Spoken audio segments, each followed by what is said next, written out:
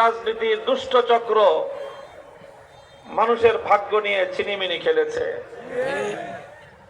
বাংলাদেশের মানুষ অনেক কষ্ট করে, অনেক সংগ্রামের মধ্য দিয়ে, অনেকগুলো আধিপত্যবাদী শক্তির বিরুদ্ধে লড়াই করে বাংলাদেশটাকে স্বাধীন করেছে। একদিনে হয় নাই বাংলাদেশের স্বাধীনতা।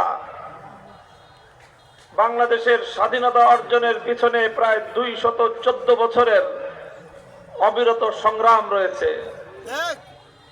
বাংলাদেশের মানুষ 190 বছর পর্যন্ত সংগ্রাম করেছে ভিনদেশী শাসক গোষ্ঠী ইংরেজ বেনিয়াদের বিরুদ্ধে।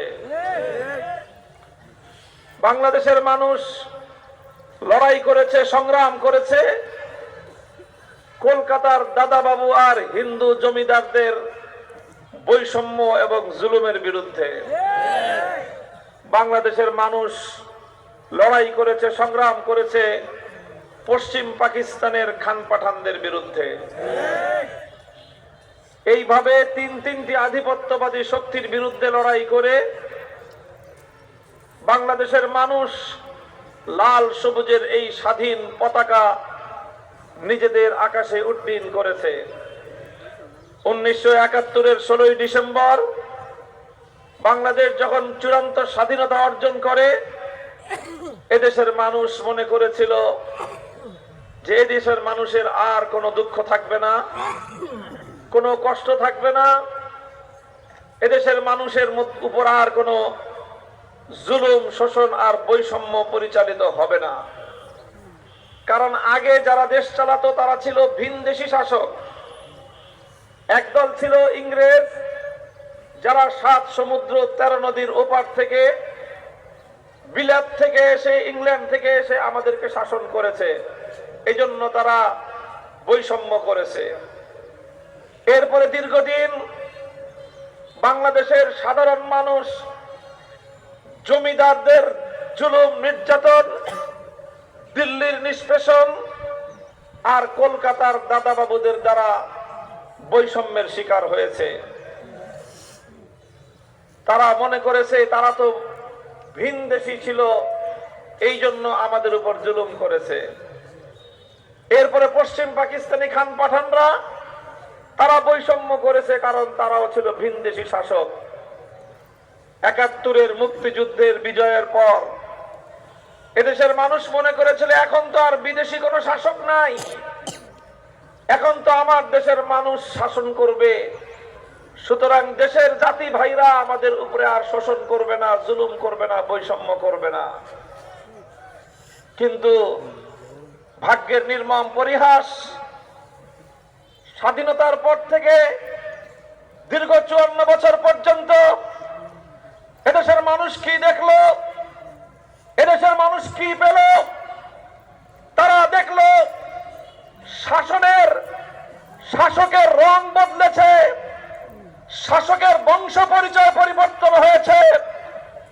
ভিনদেশী শাসক থেকে দেশীয় শাসকের পরিবর্তন ঘটেছে, শোষণের পরিবর্তন হয় নাই, জুলুমের পরিবর্তন হয় নাই, বৈষম্যের পরিবর্তন হয় নাই। আগে জুলুম করত বিদেশিরা, 71-এর পর থেকে জুলুম আর শোষণ করেছে দেশীয় শাসকেরা।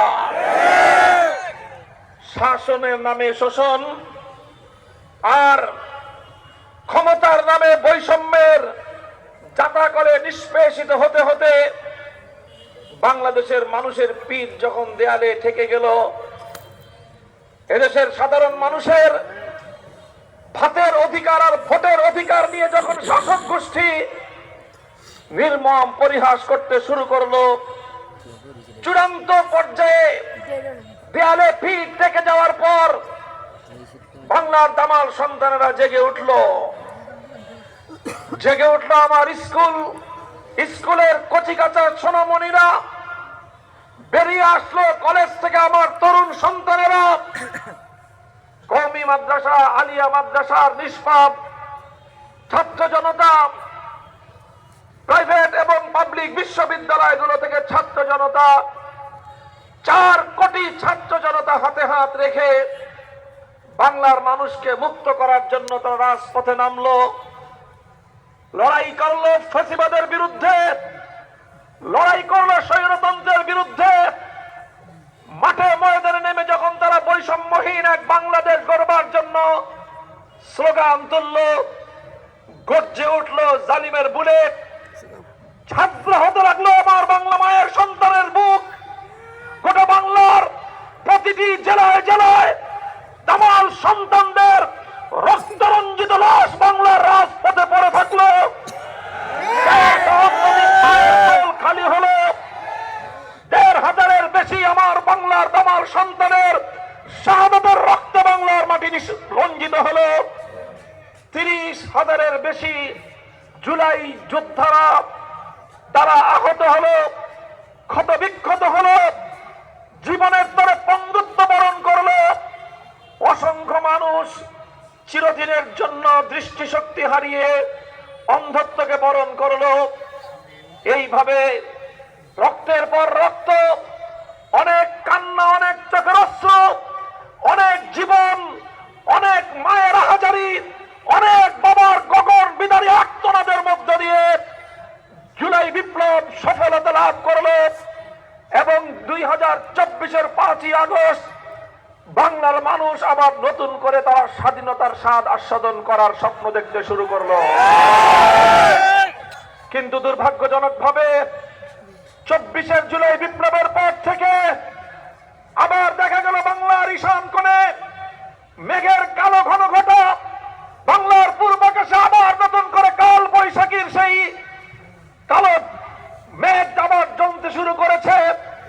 আবার সেই পুরনো বন্দোবস্তের রাজনীতি নিয়ে একদল মানুষ আবার বাংলাদেশে রাজনীতিতে, রাষ্ট্র ব্যবস্থায় ফ্যাসিবাদ এবং স্বৈরতন্ত্রকে ফিরিয়ে আনবার পায় তারা করছে।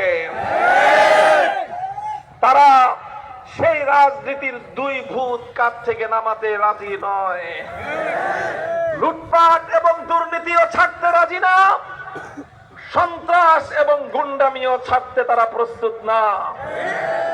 বাংলাদেশের মানুষ যারা বিপ্লব করে দেশটাকে মুক্ত করেছে, সেই সাধারণ ব্যবসায়ী, খেটে খাওয়া মেহনতি মানুষ, এমনকি রাস্তার ফুটপাতের যে সকল হকাররা যারা সামান্য অর্থ উপার্জন করে কোন রকম দিন গুজরান করে, তারা পর্যন্ত চাঁদাবাদীর হাত থেকে রেহাই পেল না। গোটা বাংলাদেশে শোষকের চেহারা পরিবর্তন হলো, শোষণের ধরনে কোনো পরিবর্তন হলো না। আবার সেই নতুন করে হেলমেট বাহিনী, আবার নতুন করে সেই হাতুড়ি বাহিনী, আবার নতুন করে সেই সন্ত্রাসের আনাগোনা। বাংলাদেশের মানুষের কপালে আবার চিন্তার ভাঁজ পড়ে গেল। ইতিহাসের সেই ক্রান্তিকালে বাংলাদেশের দেশ প্রেমিক 11টি রাজনৈতিক দল আমরা হাতে হাত রাখলাম, শপথ করলাম, বাংলার মানুষের ভাগ্য পরিবর্তন না করা পর্যন্ত আমরা সংগ্রাম থেকে মাঠে ফিরব না। তাই আমি পরিষ্কার ভাষায় বলতে চাই, 11 দলীয় নির্বাচনী ঐক্যজোট গঠিত হয়েছে কোন নেতা, দল বা জোটের ভাগ্য গড়ার জন্য নয়, আমাদের ঐক্য বাংলার 18 কোটি মানুষের কাছে তাদের অধিকার পৌঁছে দেওয়ার জন্য। বাংলার মানুষ তাই আজ আবার নতুন করে স্বপ্ন দেখতে শুরু করেছে। বিশেষ করে তরুণ প্রজন্ম, যাদের বয়স 35 বছরের কোটায়, বিগত 17 বছর পর্যন্ত যারা কেউ ভোটের অধিকার প্রয়োগ করার সুযোগ পায় নাই। কখনো বিনা ভোটের সরকার, কখনো রাতের ভোটের সরকার, কখনো ডামি প্রার্থীর সরকার, এইভাবে ছলে বলে কৌশলে এদেশের মানুষের ভোটাধিকার নিয়ে নির্মম তামাশার প্রহসন করা হয়েছে। সেই বাংলাদেশের তরুণ এবং যুব প্রজন্ম আজ মুখিয়ে আছে, তারা তাদের ভোটের অধিকার প্রয়োগের মধ্য দিয়ে জুলাই বিপ্লবকে বাংলাদেশের রাজনীতিতে স্থায়ীভাবে প্রতিষ্ঠিত করতে চায়। নারায়ণ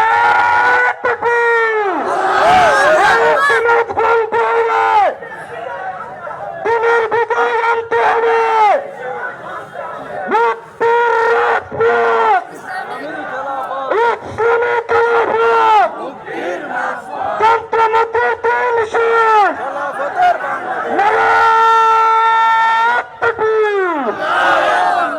সংগ্রামী সাথী ও বন্ধুগণ, তাই আমাদের পথ চলা বহুদূর।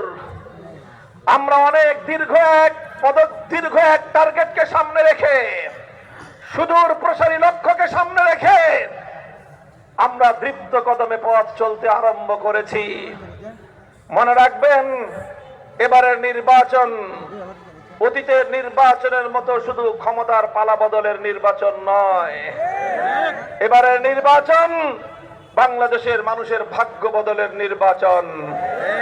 এবারের নির্বাচন বাংলাদেশের রাজনৈতিক বন্দোবস্ত থেকে সন্ত্রাস এবং লুটপাট তন্ত্রকে বিদায় করার নির্বাচন। এবারের নির্বাচন গুন্ডামি এবং মাস্তানির কবর রচনা করার নির্বাচন। এবারের নির্বাচন বাংলাদেশের রাজনীতি থেকে দুর্নীতি এবং কালো টাকাকে উৎখাত করার নির্বাচন।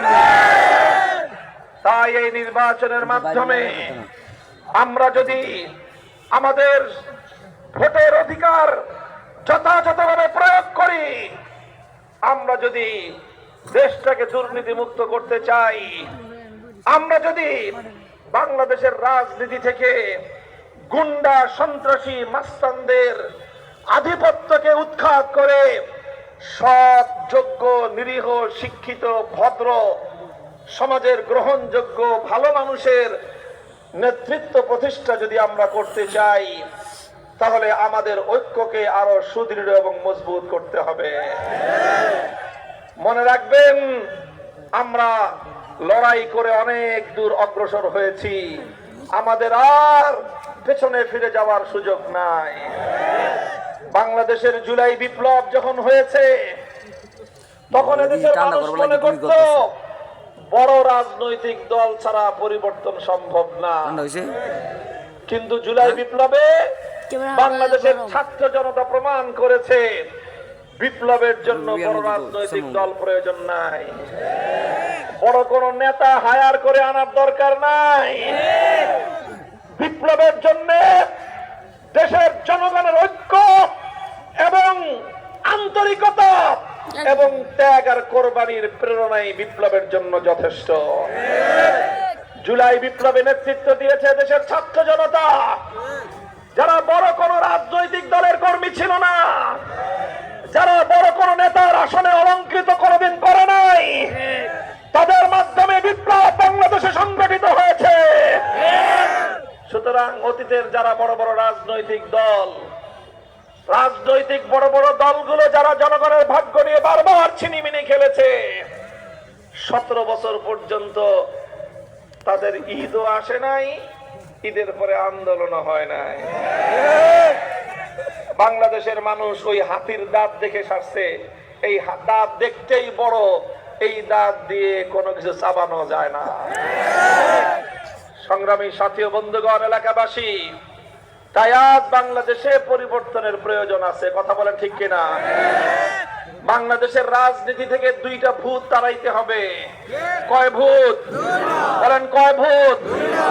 1 নম্বর হলো সন্ত্রাস, মাস্তানি আর গুন্ডামিকে বিতাড়িত করতে হবে। যারা সন্ত্রাসের মাধ্যমে, গুন্ডামির মাধ্যমে রাজনীতি বা নির্বাচনকে প্রভাবিত করতে চাইবে, তাদের বিরুদ্ধে গণপ্রতিরোধ গড়ে তুলবেন ইনশাআল্লাহ। জুলাই বিপ্লবের বাংলাদেশে আর কেউ গুন্ডামি করে ক্ষমতার মধ্যে দখলদারিত্ব করতে পারবে না। বাংলাদেশের রাজনীতি থেকে 2য় ভূত বিতাড়িত করতে হবে, লুটপাট আর দুর্নীতির ভূত।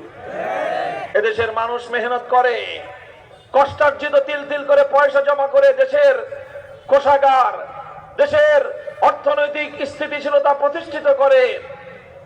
আর ক্ষমতাসীনরা ক্ষমতায় গিয়ে কোটি কোটি টাকা, 17 লক্ষ কোটি টাকা দেশ থেকে বিদেশে পাচার করে বেগম পাড়া গড়ে তুলে জনগণের ভাগ্য মেরে নিজেদের ভাগ্য গড়ে। সেই রাজনীতি আর বাংলাদেশে আমরা ফিরে আসতে দেব না। কথা ঠিক আছে? তবে এই কাজ শুধু মুখের কথা দিয়ে হবে না। সেজন্য আগামী 12ই ফেব্রুয়ারি বাংলাদেশের ইতিহাসে প্রথমবারের মতো এক ঐতিহাসিক নির্বাচন অনুষ্ঠিত হতে যাচ্ছে।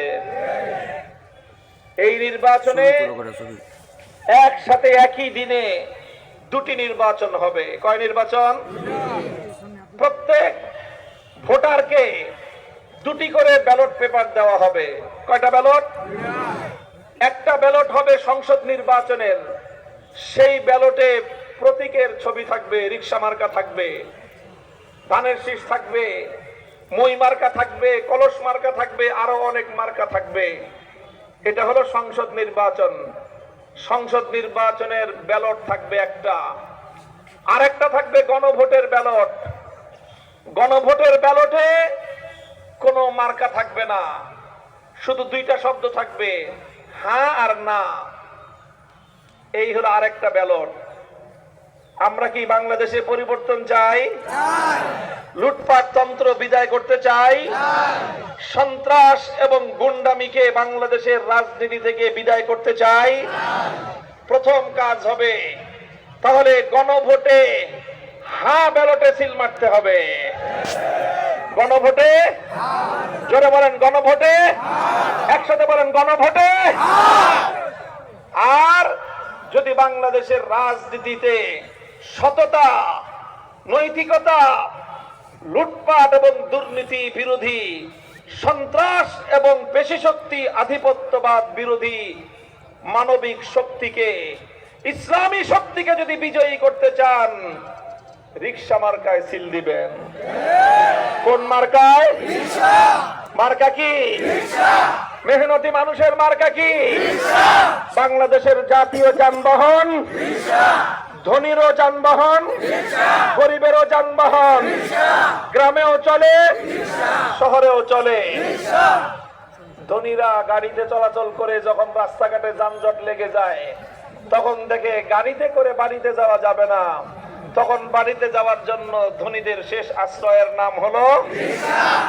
গরিবরা যখন আর কোনো কাজ খুঁজে পাচ্ছে না, কাজ নাই, কর্ম নাই, বেকার বেকার, সংসার চলে না, কি করবে কি করবে, মাথা খারাপ, শেষ পর্যন্ত ওই গরিবের জন্য চিন্তা করে যে আর কিছু হোক আর না হোক, রাস্তায় একটা রিকশা নিয়ে নেমে পড়ি। আল্লাহ পাক রিকশার মাধ্যমে রুটি রুজির ব্যবস্থা করেন। কথা ঠিক না বেঠিক? তাহলে ধনীরও শেষ ভরসা, গরিবেরও আশ্রয়। বাংলাদেশের আগামীর মুক্তির মার্কা, ইনকিলাবের মার্কা।